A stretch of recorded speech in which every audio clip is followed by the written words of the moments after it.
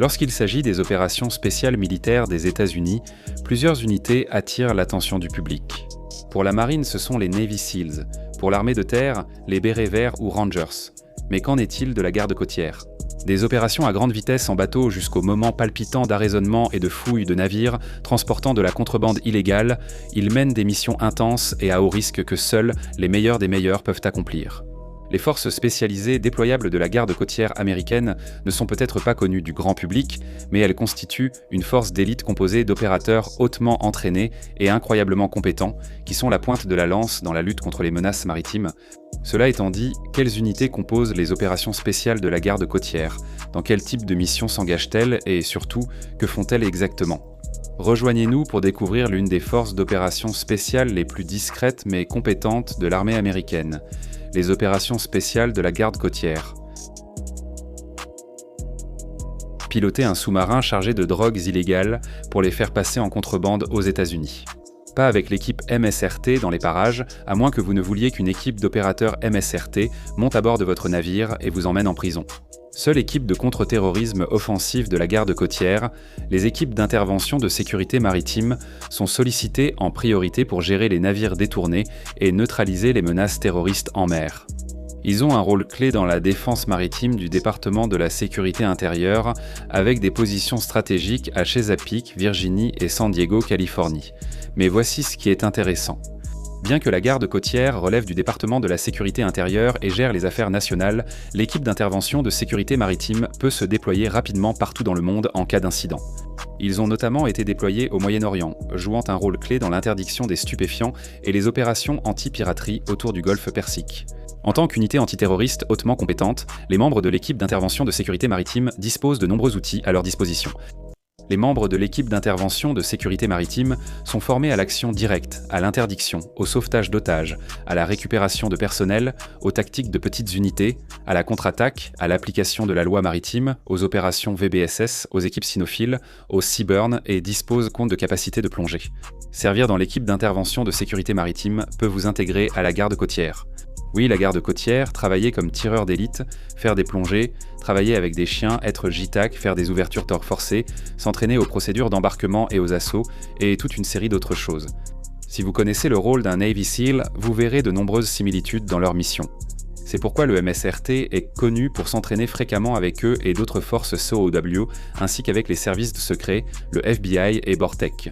Avec tant de compétences à entretenir, le MSRT consacre son temps à l'entraînement lorsqu'il n'est pas en mission. De plus, le MSRT se compose de plusieurs éléments qui travaillent en tandem pour exécuter et mener à bien ses missions.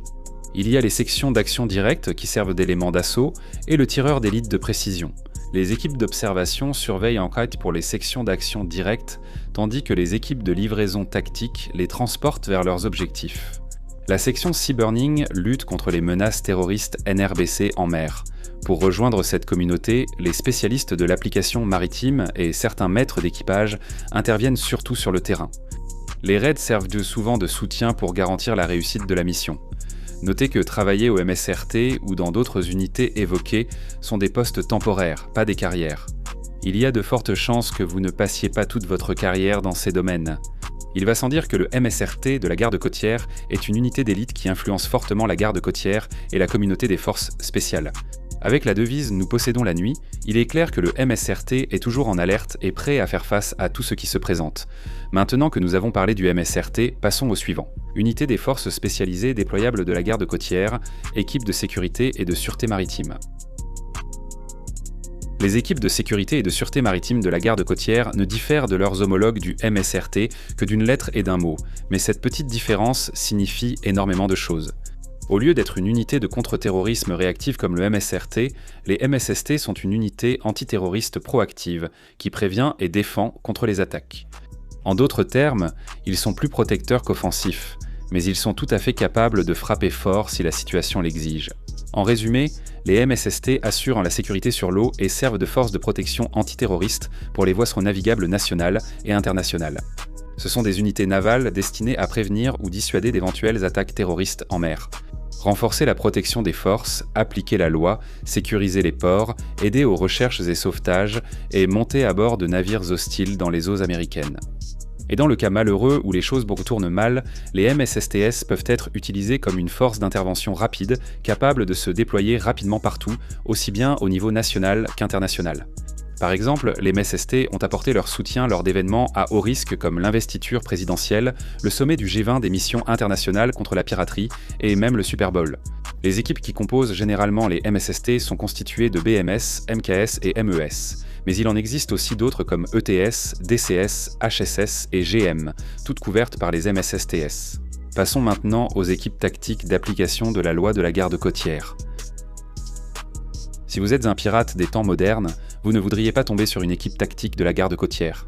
Les équipes tactiques de la garde côtière, appelées TACLETS, sont une force spécialisée menant des opérations contre la piraterie, l'interdiction maritime, la sécurité et la lutte contre les stupéfiants.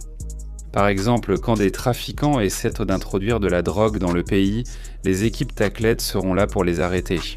Ils embarqueront sur les bateaux de trafiquants, arrêteront l'équipage, saisiront la drogue et la remettront aux fédéraux. Les équipes TACLETS opèrent sur des navires de la garde côtière ou alliés pour des missions anti-drogue.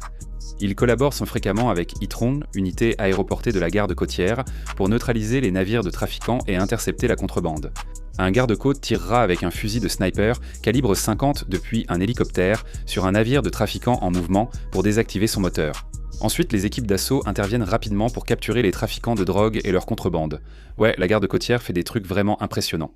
Il y a 2 équipes d'assaut, TACLET Sud qui se trouve à Miami et PAC TACLET qui est situé à San Diego. Chaque équipe d'assaut se compose de détachements des forces de l'ordre, appelés LEDETS. Opérant en groupe de 8 à 11 membres, ils sont connus pour avoir été déployés avec la marine américaine, la marine britannique, la marine canadienne et la marine néo-zélandaise. Presque tous les navires de guerre alliés passant par une route de trafic de drogue auront une équipe d'assaut à bord. Les équipes d'assaut sont généralement composées des MES, avec quelques BM, MK et d'autres soutiens répartis si besoin, et bénéficient d'une couverture. Passons maintenant aux unités de sécurité portuaire. Pour être réserviste à la garde côtière avec un poste intéressant, choisis les unités de sécurité portuaire, majoritairement composées de réservistes. Les PSUS sont les forces expéditionnaires de la garde côtière qui assurent la sécurité et la protection des bases avancées déployées dans les ports du monde entier. Elles opèrent surtout dans les eaux américaines pour la garde côtière, mais peuvent être mobilisées ailleurs par le département de la Défense et sont rapides pour cela. Les PSUS peuvent être déployés en 96 heures et établir leurs opérations dans les 24 heures, suivant leur arrivée. Les PSUS sont formés pour répondre à diverses menaces à la sécurité, telles que le terrorisme, le sabotage ou la subversion, et sont utilisés aussi bien dans les domaines terrestres que maritimes. Par exemple, les PSUS utilisent des bateaux de sécurité portuaire transportables, ou TPSBS, qui sont très maniables et armés, tout en offrant des forces de sécurité terrestre qui complètent les opérations sur l'eau. Ensemble, ils assurent une protection antiterroriste et des forces sur l'eau et, de façon limitée, à terre pour les navires et installations portuaires clés. Ce qui est vraiment intéressant, c'est que les PSUS sont les seuls éléments de la garde côtière qui offrent une capacité de sécurité de combat au sol à la garde côtière. Une unité de sécurité portuaire comprend 3 divisions principales: sécurité côté mer, sécurité côté terre et ingénierie. La division de sécurité côté mer regroupe surtout des maîtres d'équipage et des techniciens en mécanique qui gèrent les bateaux de sécurité portuaire armés et mobiles. La division de sécurité terrestre comprend surtout des spécialistes de l'application maritime. La division d'ingénierie regroupe des techniciens en mécanique, spécialistes du contrôle des avaries, techniciens en électronique et électriciens, tous formés à la machinerie, l'exploitation et la maintenance. Pour garantir le bon fonctionnement de l'unité de sécurité portuaire, un soutien logistique est aussi présent, permettant de retrouver presque tous les métiers. C'est surtout une spécialité pour les réservistes, qui sont déployés bien plus fréquemment que les autres réservistes de la garde côtière. Après les unités de sécurité portuaire, abordons la Force nationale d'intervention. La Force nationale d'intervention de la garde côtière est un atout national essentiel, spécialisé dans la gestion des dangers environnementaux et maritimes comme les déversements de pétrole, rejets de déchets dangereux et autres urgences. La Force nationale d'intervention, FNI, peut intervenir rapidement aux États-Unis, dans leur territoire et à l'international pour maîtriser et nettoyer les rejets de substances dangereuses. La Force nationale d'intervention collabore aussi avec les agences fédérales, étatiques et locales pour offrir soutien technique et expertise lors d'incidents environnementaux. Un exemple qui illustre les capacités de la Force nationale d'intervention est sa réponse à la marée noire de Deepwater Horizon en 2010. La Force nationale d'intervention a eu un rôle clé lors de la plus grande catastrophe environnementale jamais affrontée par la garde côtière. Au plus fort de l'effort, ils ont supervisé une armada de plus de 6000 navires, 120 aéronefs et près de 50 000 membres du personnel de la garde côtière et civile, pour faire face à la marée noire. Celle-ci déversait 60 000 barils par jour pendant près de 90 jours. Le NSF se compose de 3 équipes d'intervention: l'équipe d'intervention de l'Atlantique, l'équipe d'intervention du Golfe et l'équipe d'intervention du Pacifique. Ces forces d'intervention rassemblent des professionnels hautement qualifiés de la garde côtière, capables de déployer rapidement du matériel spécialisé et experts en gestion d'incidents, manipulation de produits chimiques et gestion des matières dangereuses. Cette communauté est très bien formée. Le NSF est mondialement reconnu comme expert en gestion des conséquences des déversements de pétrole, rejets de substances dangereuses, événements liés aux armes de destruction massive et autres urgences. Au nom du public américain, le NSF offre une formation standardisée et adaptée à chaque poste, permettant aux intervenants d'acquérir expertise et leadership en situation de crise. Ils sont donc toujours prêts, partout et face à tout danger. Contrairement aux autres unités présentées, de nombreux grades exercent ici, comme montré à l'écran. Présentation du National Strike Force terminée. On peut affirmer sans risque que la garde côtière recèle bien plus qu'il n'y paraît, même si elle est somme parfois moquée. Par rapport aux autres branches, d'excellentes opportunités existent pour ceux qui veulent servir leur pays, jouant un rôle clé dans notre sécurité nationale. Sachez que rejoindre la garde côtière dans les forces spécialisées déployables offre des postes temporaires, pas des carrières. Alors ne vous lancez pas là-dedans en pensant que vous pourrez faire toute une carrière de 20 ans de ce côté de la garde côtière. Faites vos recherches et renseignez-vous autour de vous. Voilà, c'est l'essentiel des opérations spéciales de la garde côtière. Si vous avez appris quelque chose grâce à cette vidéo, n'oubliez pas de nous mettre un like et de vous abonner à notre chaîne. Comme toujours, merci de nous avoir regardés. Est-ce que vous voulez vraiment être ici? Un remerciement spécial à tous nos soutiens ainsi qu'à nos membres Patreon et YouTube. Si vous souhaitez apparaître dans nos vidéos, pensez à nous rejoindre et allez consulter les liens dans notre description ci-dessous. Votre contribution est grandement appréciée et nous aidera à créer encore plus de contenu de qualité. Tous tes amis s'abonnent à Général Discharge. Et toi, tu n'as même pas envie d'être ici.